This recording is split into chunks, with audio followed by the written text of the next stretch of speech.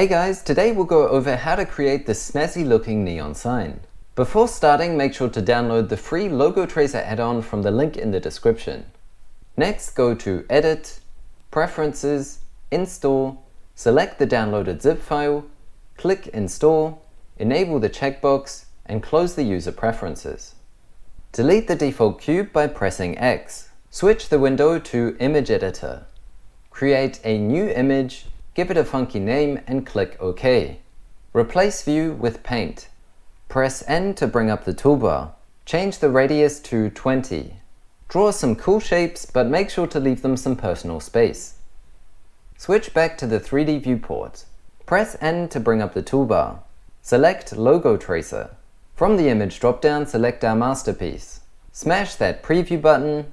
Set the threshold to 0.8. Enable Triangulate to save some vertices, and lastly set the quality to high. Double check to make sure everything looks sharp, then select Curve as the output format. Open up the Curve settings. Expand the Geometry section. Set the depth to something small like 0.015 and boost the resolution. Right-click in the viewport and select Smooth. Scale up the sign by pressing S. Jump over to the Materials tab. Click New, click on Surface and press E. Choose a spicy color and boost the emission to 5. Enable rendered mode at the top here. Jump across to the render settings and enable bloom. And there we go. This neon sign is great, but it's all the same color, so let's go ahead and change that. Press Tab to go into edit mode. Click and drag a box over the section you want to change the color of. Press P and click Separate. Press Tab again and select the new object. Go to the Materials tab, remove the old material, click New, change Surface to Emission by pressing E, choose another color, and set the emission to 5. Go to the World tab, set the color to black. Alright, this is looking better, but if it doesn't flash like an ambulance, then what's the point? Select the part of the sign that is meant to flash. Go to the Materials tab, click the Strength field and type the following expression.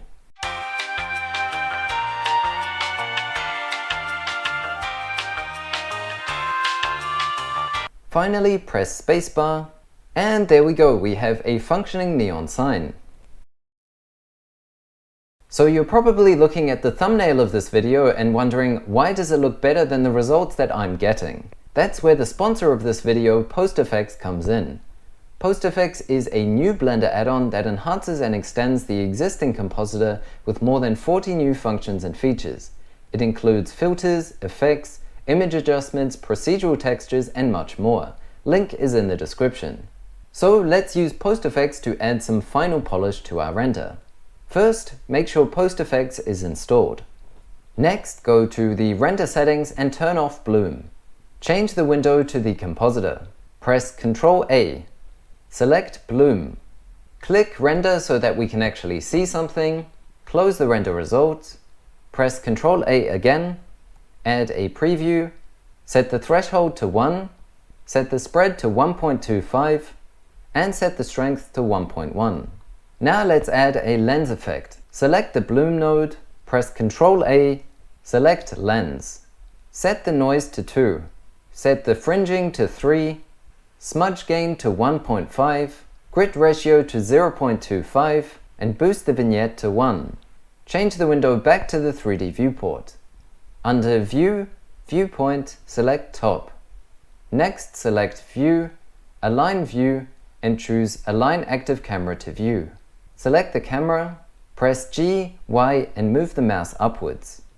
Last but not least, press F12 to render your result.